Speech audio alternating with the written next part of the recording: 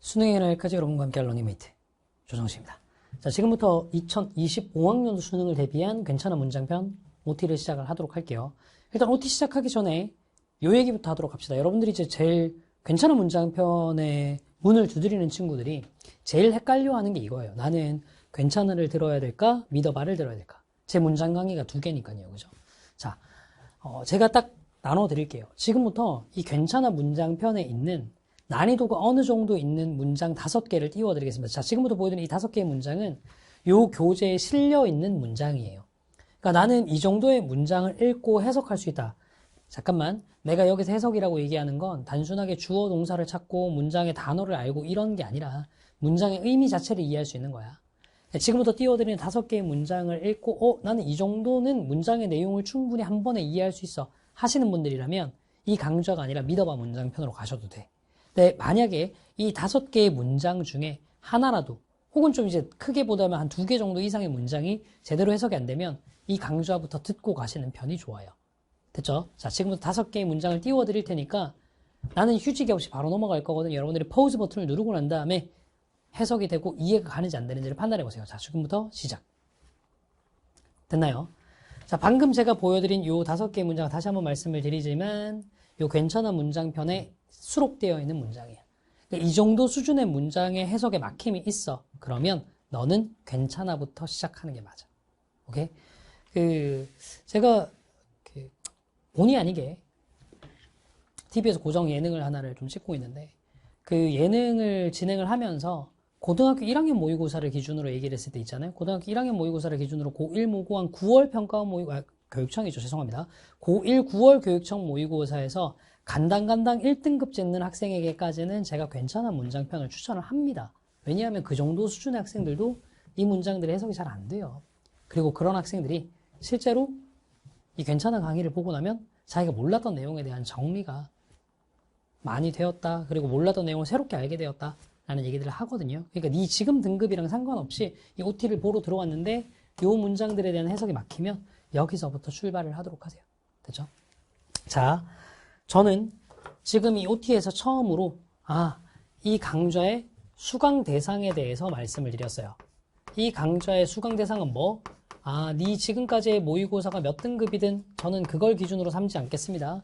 지금 보여드렸던 이 5개의 문장 중에 2개 혹은 그 이상의 문장의 의미가 한 번에 이해되지 않는다. 그러면 이 강좌가 여러분들에게 적절한 강의예요. 됐죠? 다만 이런 경우 있겠지. 이 5개의 문장들이 해석이 안 됐는데 이 안에 있는 어휘 자체가 혹은 문장의 구조 자체가 절반 이상은 이해 자체가 안 간다.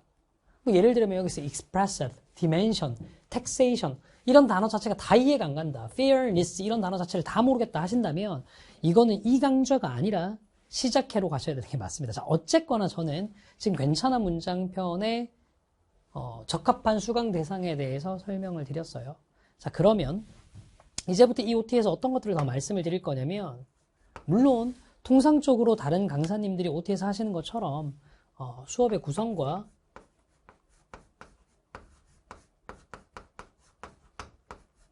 교재 이 소개에 대한 내용도 말씀을 드릴 거예요. 당연히 수업의 구성이 어떻게 되고 교재가 어떻게 구성되고 하는 것들에 대한 내용도 말씀을 드릴 텐데 이전에 여기 1번 항목을 보여드리는 거 있죠. 여기가 이제 뭐냐면 저는 실제로 수업을 보여드릴 거예요. 이걸 보여드리는 이유는 뭐 다른 거 없어. 어쨌거나 여러분들은 조정식이라는 사람의 수업이 궁금해서 왔단 말이야. 뭐 여러 루트가 있을 수 있겠죠. 메가패스를 구매를 했기 때문에 뭐 수업을 들어오는 학생들도 있을 수 있을 거고 아니면 이제 여기저기 회사에서 옮기는 유튜브를 통해서 들어오신 분들도 있을 거고 TV 프로그램을 보고 난 다음에 이 사람이 궁금해져서 들어온 사람들도 있을 거고 여러 루트가 있을 텐데 실제로 수업에서 만나는 조정식이 어떤지는 봐야 안단 말이야. 그래서 제가 실제로 수업을 어떻게 진행하는지를 보여드릴 거예요. 오케이? 그래서 이 OT를 듣는 것만으로도 여러분들이 이후에 어디에서 영어 수업을 듣든 좀 도움이 될 수 있는 부분들을 좀 말씀을 드릴 겸 그리고 조정식의 티칭 스타일에 대해서도 말씀을 드릴 겸 실제 수업도 좀 보여드리려고 해요. 자, 여기 지금 괜찮은 문장편 OT, 괜찮은 문장편 OT에서 내가 보여드릴 건 뭐냐면 이거거든. 영어에서 소위 얘기하는 품사라는 게 있어. 그치? 뭐 들어는 봤지, 그치? 명사, 뭐 동사, 형용사, 뭐 이런 얘기 들어본 적 있잖아요. 그렇죠? 이런 품사와 그리고 문장 성분에 대해서 말씀을 좀 드리려고 해요. 자, 요거는 뭐냐면 일단 첫 번째 이제 저는 수업 때 어지간해서는 문법 용어를 잘 안 쓰는 편이긴 합니다. 문법 용어를 잘 안 쓰는 편이긴 합니다. 그렇지만 그래도 기본적인 것들은 문법 용어로 표현할 수밖에 없는 것들이 있어요. 예를 들면 뭐 딴 게 아니라 동사 이런 말, 주어 이런 정도의 용어는 쓸 수밖에 없거든. 근데 실제로 영어를 학습하다 보면, 영어를 티칭하다 보면 학습자들 중에 이런 친구들이 되게 많아요. 나는 영어가 문법 용어라는 것 자체 때문에 너무 하기가 싫어. 그러니까 주어라는 말만 들어도 막 경기를 일으킬 것 같아. 주어는 뭐고 명사는 뭐고 되게 막 대충은 알겠는데 뚜렷하게 이게 뭘 의미하는지를 잘 모르겠어. 이런 친구들이 꽤 많단 말이야. 그래서 이런 친구들을 위해서 제가 요 영어부터 좀 정리를 해드리는 걸 요 OT에서 보여드릴 거예요. 요걸 보시면서 조정식의 티칭 방식이 어떤지를 좀 느껴보시면 도움이 될 것 같습니다. 자, 그리고 내가 여기 이제 문장을 하나를 좀 가지고 왔거든. Wow, Jane finally made him a great teacher to everyone's surprise라는 문장이 있는데, 자, 요 문장 하나를 통해 가지고 나는 영어에서 등장한 모든 품사에 대해서 설명을 좀 드리려고 해. 그리고 문장 성분에 대해서도 설명을 좀 드리려고 해. 자, 영어 문장에서 품사라고 얘기를 하면 이제 여러 가지가 있는데, 제일 먼저 영어에서 나오는 품사는 명사에 대한 설명부터 해드려야 되겠죠. 됐죠? 자, 근데 이 명사라는 게 뭐냐면, 이런 걸 얘기를 하는 거예요. 사물의 이름. 들어본 적은 있잖아요. 이제 사물의 이름을 명사라고 한다. 피디님, 이 말이 어렵지 않죠? 그렇죠? 요거는 이제, 여러분들, 인강을 보고 있는 친구들도 미리 알아둬요. 지금 이 강좌는 스튜디오 버전이란 말이야. 현장에 학생들이 없어. 학생들의 이해력을 테스트할 수 있는 방법은 없어요. 그래서 제가 이제 그 PD님께 수업에 대한 이해력을 자꾸 묻습니다. 근데 이거를 또 이제 내가 PD님 괴롭힌다고 생각하지 마세요. PD님 괴로우신가요? 네, 표정이 좀 그렇긴 한데. 자, 명사라는 것부터 얘기해볼게요. 명사라는 건 사물의 이름을 얘기를 하는 거거든. 근데 이 이름이라는 게 이제 어떤 거냐면, 물론 여기 등장한 Jane 이런 말 이름이지. 그리고 여기 teacher 이라는 말도 이름이죠. teacher. 어떤 남을 가르치는 사람, 남을 가르치는 사람에게 보편적으로 붙여놓은 직업의 이름이 선생이잖아. 근데 이거 무슨 말인지 아시겠죠? 근데 여러분들 이것도 알아도 요런 말도 이름이야. surprise, 놀라움. 그러니까 뭐냐면 놀라움이라는 건 사람이 가지고 있는 여러 감정들 중에 하나의 이름이란 말이야. 그러니까 명사라는 건 조금 추상적인 개념까지 다 포함한다는 거 좀 머릿속에 아마 두시라고. 무슨 말인지 알겠죠? 근데 영어에서 명사라고 얘기하면 선생님들은 보통 대명사까지 같이 묶어서 설명하시는 경우들이 많아요. 자, 대명사라는 게 뭐냐? 어려운 거 아닙니다. 앞에 나왔던 명사를 대신하기 위해서 쓰는 표현이에요. 다시요. 앞에 나왔던 명사를 대신하기 위해서 쓰는 표현이라고. 이제 어려운 얘기가 아니라 뭐 이런 거 있잖아. 내가 여기서 PD님이라고 얘기를 했어. 다음 문장에서 그 사람 있잖아 라고 얘기하면 PD님 여기서 그 사람 누굴 것 같아요?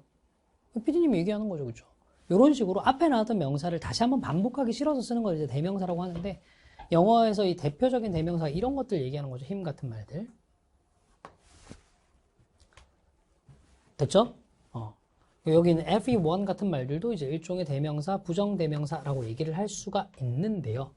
자, 이 대명사에 대해서 중요한 것 두 가지를 얘기를 해보도록 합시다. 대명사에 대해서 중요한 것 두 가지를 좀 얘기를 한번 해보도록 할게요. 일단은 이 두 번째 문장 한번 볼래? 두 번째 문장 한번 볼래? 이거 문장 해석 한번 해볼까? 봅시다. 중국의 사이즈는, 중국의 사이즈라는 얘기는 중국이란 나라의 규모를 얘기하는 거죠. 나라의 뭐 어떤 크기.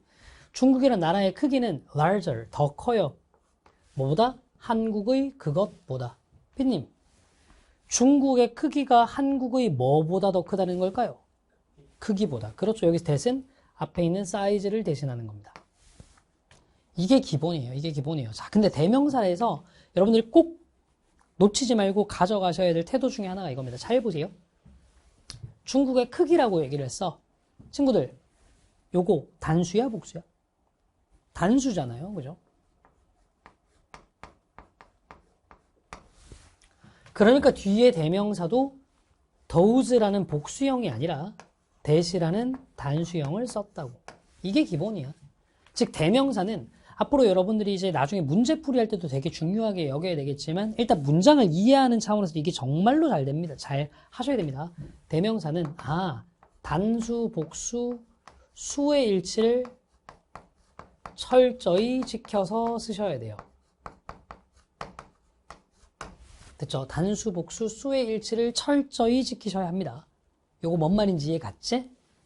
자, 근데 가끔 가다 보면 이제 대명사를 원으로 쓰는 게 있거든? 예를 들어서 내가 여기다 문장 한번 적어볼까? 봅시다.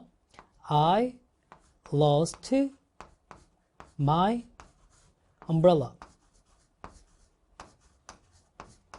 이 정도 해석은 되지?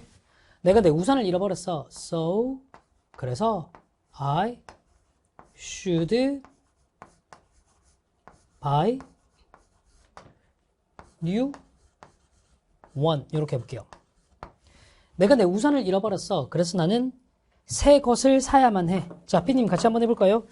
여기서 new one, 새 것이라고 할 때 여기서 one, 새로운 것, 새로운 뭘 사야 된다는 얘기일까요? 그렇죠. 우산이죠. 특이하게 대답을 하시네요. 우리 피디님이 직접 말씀을 안 하시거든. 그래서 손짓으로 대답을 하시는데 우산을 이렇게 대답하셨어. 그렇죠. 이거 우산 맞죠. 네, 어쨌든 우산입니다. 즉 이제 무슨 얘기냐면 원이라는 말도 대명사로 쓰일 수 있거든. 근데 여기 첫 문장 한번 가볼까? 피디님 이거 문자 지문의 첫 문장이에요. 지금 요 앞에 문장이 있어요? 없어요? 없어요. 근데 갑자기 one can find happiness. 직업에서 행복을 찾을 수 있대요. 여기서 one이 누구예요? 이게 애매하죠. 그죠? 요걸 알아두세요. 주의하셔야 될 게 이겁니다. 다시. 대명사는 수의 일치를 철저하게 지키셔야 되는 거 맞는데, 주의. one이라는 말은 그냥 일반적인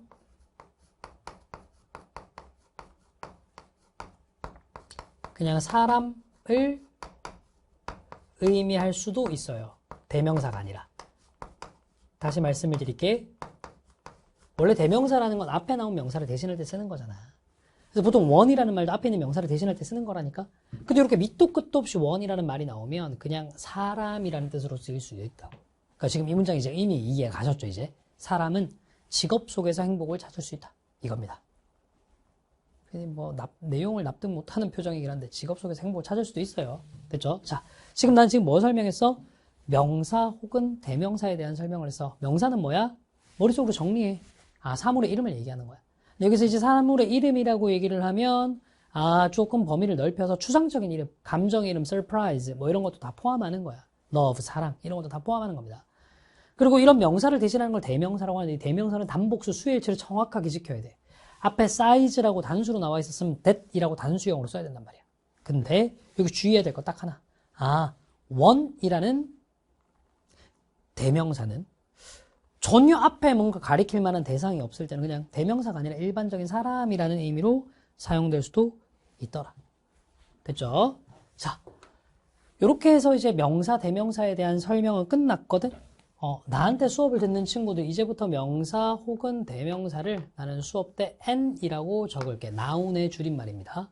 됐죠? 보통 이제 대명사는 원래 pronoun이라고 하는데 그냥 noun의 줄임말로 n이라고 쓸게요. 자, 다음을 한번 얘기를 한번 해봅시다. 오케이. 영어의 품사에서 여러분들이 두 번째로 잘 알아두셔야 될 게 뭐냐면 동사라는 친구예요. 한국 학생들이 제일 잘 아는 것 중에 하나죠. 동사라는 건 그냥 뭐뭐다라고 끝나는 해석되는 친구인데, 자, 이 문장에서 동사는 뭐죠?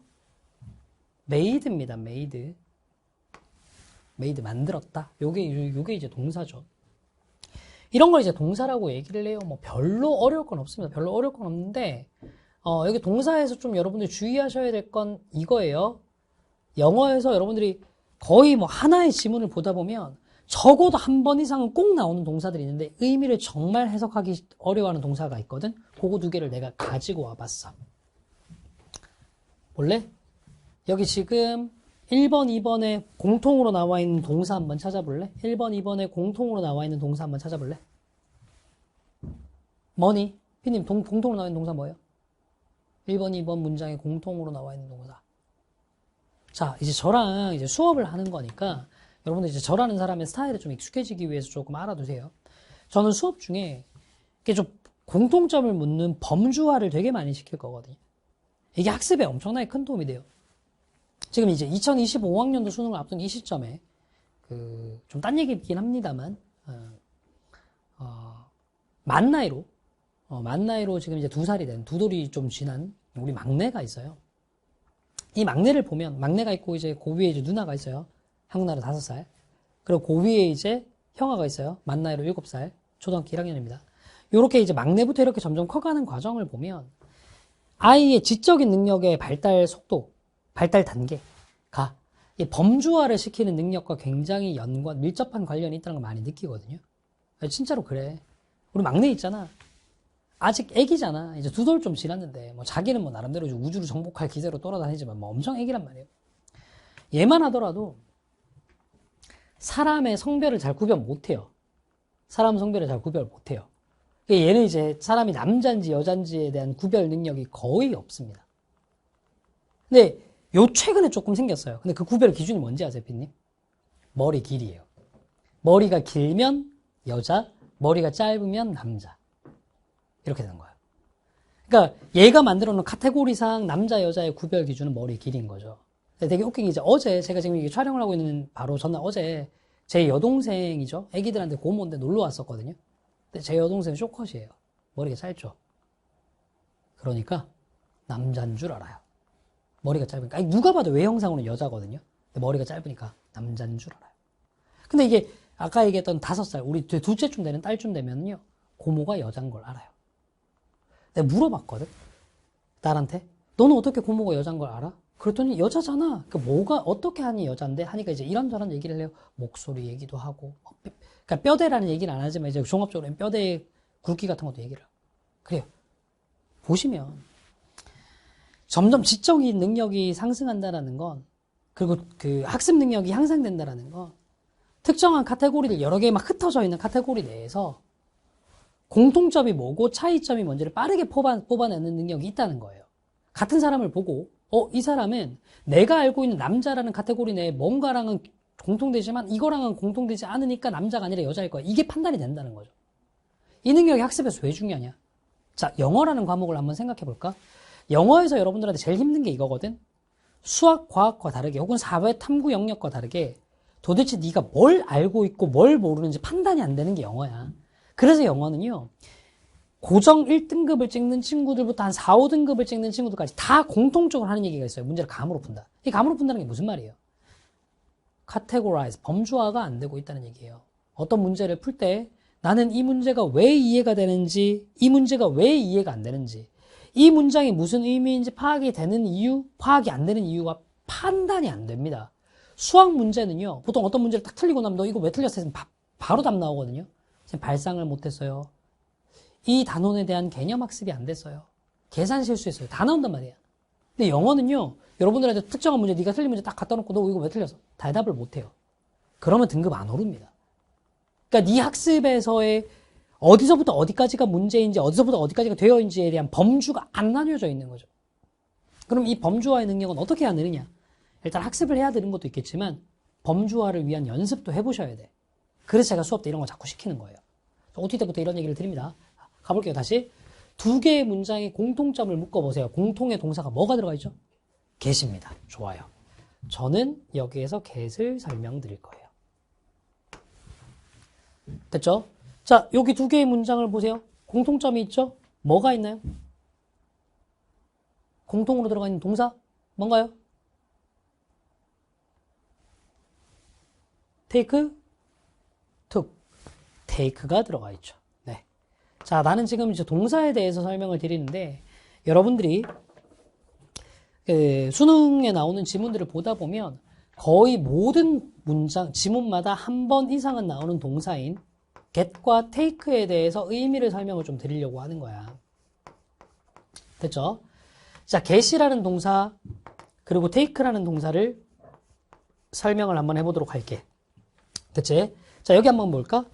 자, get이라는 동사는 물론 이제 얻다라는 뜻도 있어. 얻다라는 뜻도 있는데, 그렇게 해석해 볼래요? 광고는 얻어요, 사람들을. 피디님, 이거 말 돼요? 그녀는 고양이를 얻었어요, 테이블 아래에서. 이거 말 돼요? 이상하죠, 그쵸? 아니, 뭐, 고양이를 테이블 아래에서 얻었으면 고양이 뭐 밀수하는 겁니까? 말도 안 되는 소리죠. 자, get이라는 동사는 앞으로 이제 기본적으로 알아두자. 전부 다 움직임의 의미야. 다시, get이라는 동사는 어떤 의미라고? 움직임의 의미라고. 자, 요거부터 먼저 한번 가볼까? She got under the table부터 한번 가볼까? 요 문장 해석해 볼래? 그녀가 움직였어요. 어디로 움직였니? 테이블 아래로 움직였어요. 그래요. 그녀는 테이블 아래로 들어갔어요. 라는 의역되는 문장이 되겠네. 피디님, 요건 쉽게 이해가죠? 자, 근데 요 문장이랑 비교 한번 해볼까? 뭐가 다르지? 얘는 문장의 주어가 테이블 아래로 직접 움직인 거야. 됐지? 근데 여기서는 중간에 더 캣이라는 말이 붙어있네. 아하. 이 문장은 고양이가 테이블 아래로 움직인 겁니다. 그럼 그 과정에서 이 여자의 역할은 뭐냐? 그렇게 움직이도록 상황을 만든 거예요. 피디님, 어떤 느낌인지 알겠죠? 그래서 이거 이제 우리말로 얘기를 해보면 이렇게 그녀는 만들었어요. 고양이가 테이블 아래로 움직이도록 만들었어요. 의역해볼까요? 그녀는 고양이를 테이블 밑으로 쫓아내버렸어요. 고양이를 테이블 밑으로 발로 차버렸어요. 어떤 느낌인지 알겠죠? 그렇죠? 고양이를 사랑하시는 애호가 여러분 죄송합니다. 자, 어쨌거나 어떤 느낌인지 알겠지? 아, 그래서 get은 이겁니다. 첫 번째, 주어가 직접 움직이거나 아니면 목적어 움직이도록 만들다예요. 움직이도록 만들다. 그럼 첫 번째 문장 해봅시다. 이렇게 해석되겠네요. Advertising gets. 광고라는 건 만들어요. 어떻게? 사람들이 행동을 취하도록 만들어요. 됐죠? take action, 행동을 취하다. 됐죠? 잠시만요. take action 내가 방금 뭐라고 얘기했죠, 피디님? 행동을 취하다. 멍하게 듣고 계시면 안 돼요. 행동을 취하답니다. 잠시만. 근데 여러분들 액션이란 단어의 의미 알잖아. 피디님, 액션이 무슨 뜻이에요? 행동, 움직임이죠. 그럼 내가 take action, 행동을 취하다라고 얘기했어요. take가 무슨 뜻이겠어요? 취하다의 뜻이겠죠. 네. take는 아하, 가지다, 취하다의 뜻입니다. 자, 수업을 유기적으로 연결해서 잘 들어주세요.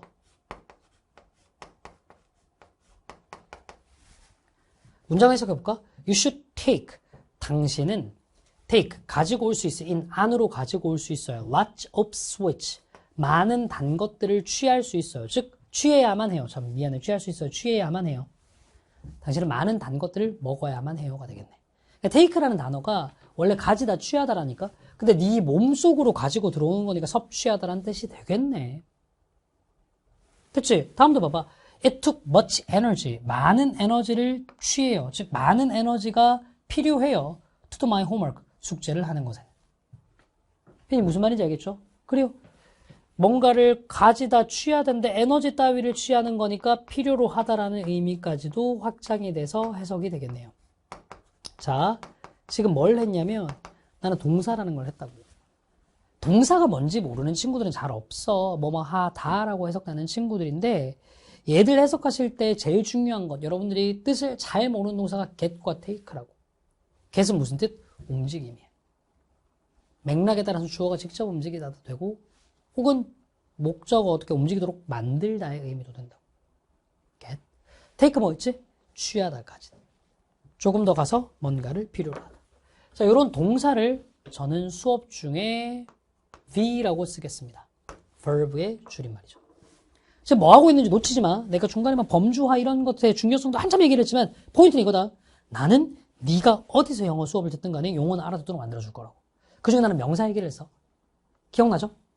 그 사물의 이름인데 추상적인 이름도 다 명사라고 한다고. 그중에 대명사에 주의해야 될 것. 대명사는 수일치를 철저히 지킨다. 원이라는 건 가리키는 대상이 없을 때 그냥 일반적인 사람을 의미하기도 한다. 여기까지 괜찮니? 동사 기억나죠? 뭐뭐 다라고 끝나는 건데 get과 take의 의미를 설명해 줬어.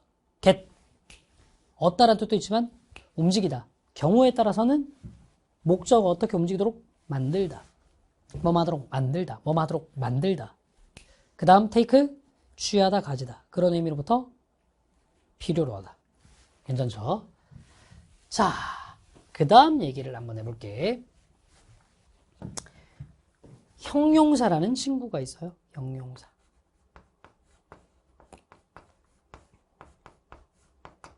우리말로 얘기하면 니은으로 해석이 끝나는 친구예요. 이걸 가지고 제발 부탁이니까 이상한 소리 하지 맙시다. 뭐 이런 거 있잖아. 선생님, 그럼 제 이름은 주소연인데 저는 형용사인가요? 이런 얘기 하지 말고 상태를 나타내는 말이에요. 예를 들면 여기에 있는 것들이 이제 형용사죠. 잘 보세요. 선생님인데 어떤 선생님? 위대한 선생님. 됐죠? 그리고 사실은 이제 이런 것도 형용사입니다. 누구누구의라고 해석되는 거예요. 아까 얘기했던 것처럼 everyone은 대명사, 이제 부정 대명사 명사지만 모든 사람의라고 얘기를 해버리면 이렇게 붙으면 형용사가 돼요. 됐죠? 오케이. 자, 형용사에 대해서는 제가 특별히 설명을 드릴 건 없고 해석법만 아시면 되니까 형용사를 나는 이제부터 수업 때 ADJ, adjective라고 설명을 쓰도록 할게. 자, 묶어볼까 계속해서. 부사라는 친구도 있어. 부사가 꽤나 어렵거든.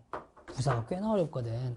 일단 기본적으로는 여기서는 이제 더 깊이 있게 설명 안 할게. 부사가 진짜 학생들한테 어려워.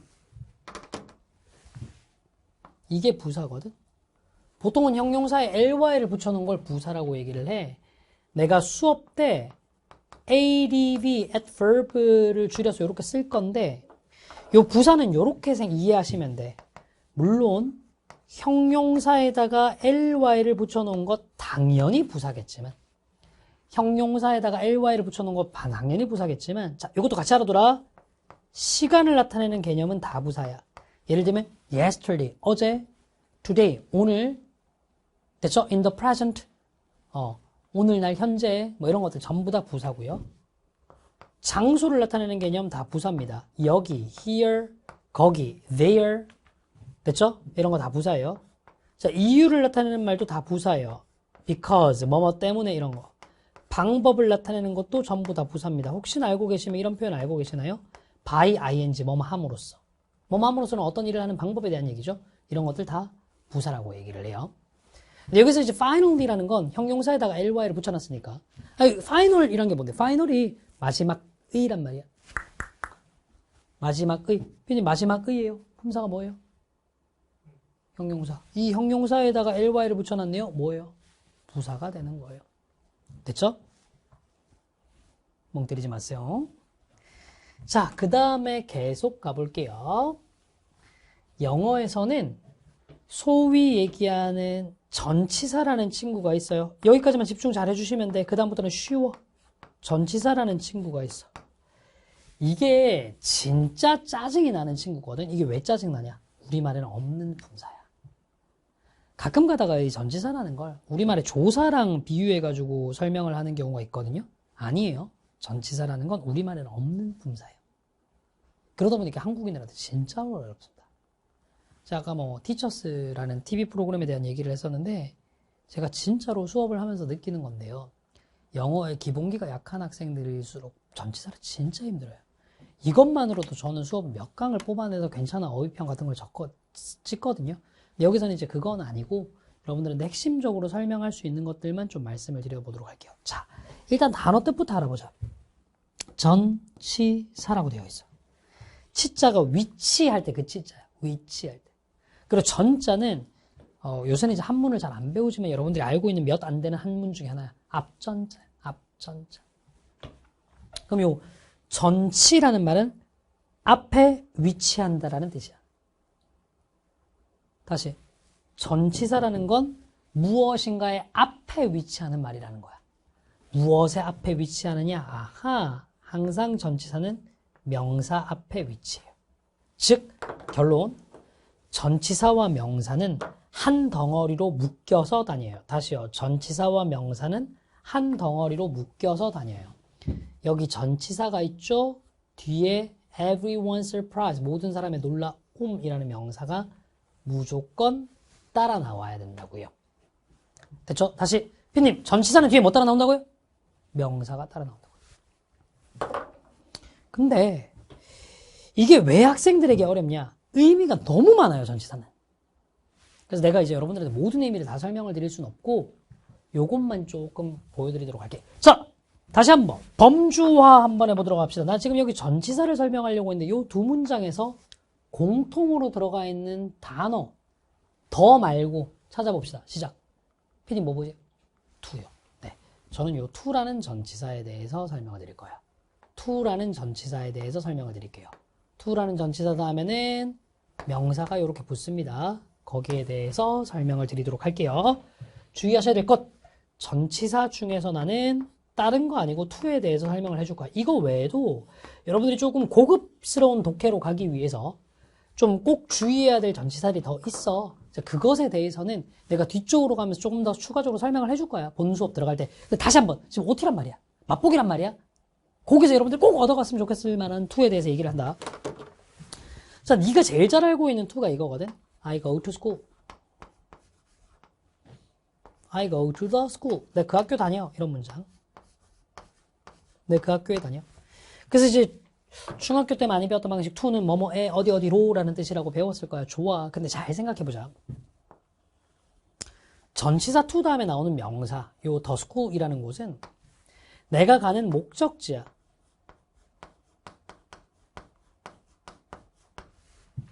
편이 맞죠? I go, 내가 가요. 그 내가 가는 목적지가 어디예요? 학교인 곳이에요. 근데 이렇게 생각해볼까? I go to the school이라는 말은 다른 얘기를 하면 이렇게 되겠네. 내가 go, 장소를 가잖아? 그럼 그렇게 갔을 때 결과가 어디라는 얘기예요, 피디님? 학교라는 거예요. 그래요. 좋아요. 목적지라는 거는 결과를 나타내기도 하는 표현이에요. 내가 간 결과가 학교야. 우리말로 굳이 얘기하면 이렇게도 해석할 수 있다는 거 알잖아. 전치사 to 다음에 나오는 명사는 뭐일 수 있다? 결과일 수 있다. 다시 전치사 to 다음에 나오는 명사는 뭐일 수 있다고요, 피디님? 결과일 수 있다고요. 해석해볼까요? 잘 보세요. They voted the woman. 해석해볼까요? 그들은 그 여성에게 투표했어요.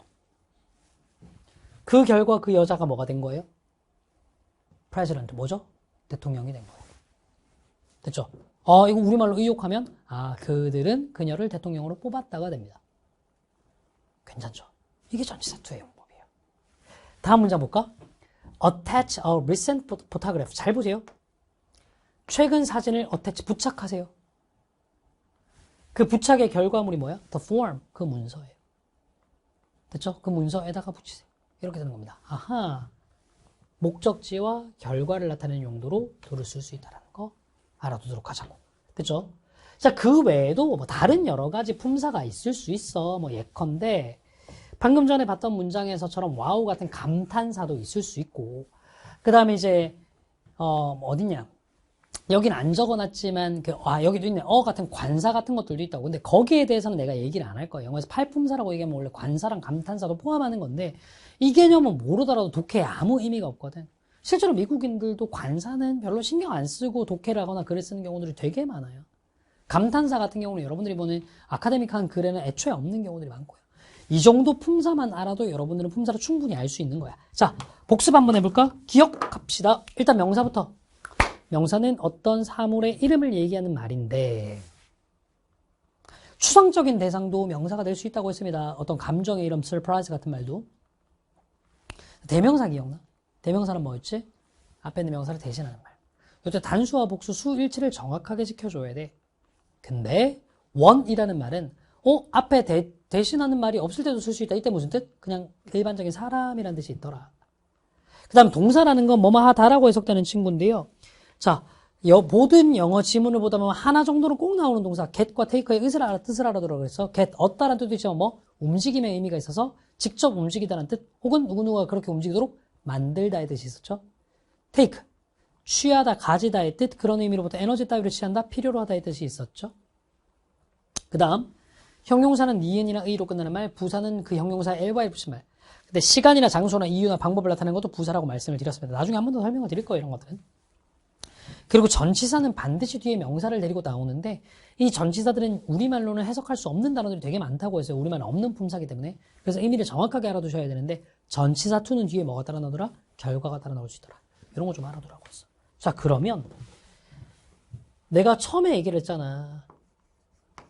이 품사와 문장 성분의 관계에 대해서 어떻게 얘기를 할 건데 여기에 대해서 얘기를 좀 한번 해보자고. 잘 봐봐. 비유적으로 얘기를 해볼게. 비유적으로 얘기를 한번 해볼게. 비유적으로. 집중 잘 해주셔야 돼. 이 품사라는 건 굳이 얘기하면 관객 같은 거야. 그리고 문장 성분이라는 건 극장에서의 좌석 같은 거야. 그래서 한번 생각해봐. 자, 여러분들 영화관 가본 적 있잖아요. 그죠? 피디님 영화관 가보신 적 있잖아요. 그죠? 영화 티켓 사고 난 다음에 오케이 티켓 샀으니까 들어와서 아무 자리에는 앉아야지 돼요? 안 되죠. 정해진 자리에 앉아야 되잖아요. 똑같아요. 이 품사는 아무 자리에나 들어갈 수 있는 게 아니에요. 정해진 좌석에 있습니다. 딱딱 정해진 좌석에만 앉을 수 있어야 돼요. 그 좌석의 이름이 뭐냐면 주어라는 좌석, 서술어라는 좌석, 목적어라는 좌석,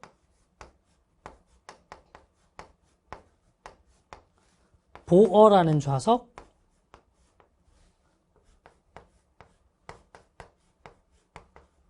수식어라는 좌석이에요. 됐죠?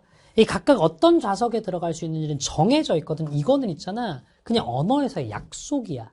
그냥 네가 익혀야 될 수밖에 없어. 외워야 될 수밖에 없어. 자, 지금부터 나눈 부분이 좀 외워야 될 부분이 있거든. 근데 이거 한 번에 잘 외워놓으면 나중에 되게 편해. 외우는 걸 귀찮다라고 생각하지 마. 알겠죠? 외우는 걸 귀찮다라고 생각하지 마세요. 외울 게 많다라는 얘기는 귀찮은 일이 아니라 네가 지금까지 그만큼 공부를 안 했다는 얘기야. 자, 지금부터 잘 외우시면 됩니다. 자, 일단 한번 가볼게. 제일 편한 거부터 가봅시다. 이 동사라는 친구는 그냥 티켓 하나를 가지고 있어요. 어떤 티켓을 가지고 있냐면 서술어 자리에 들어갈 수 있는 티켓이 있어요. 됐죠? 그래서 나는 서술어도 앞으로는 V라고 쓸게요. 원래는 predicative verb인데 그냥 verb라고 써버릴게요.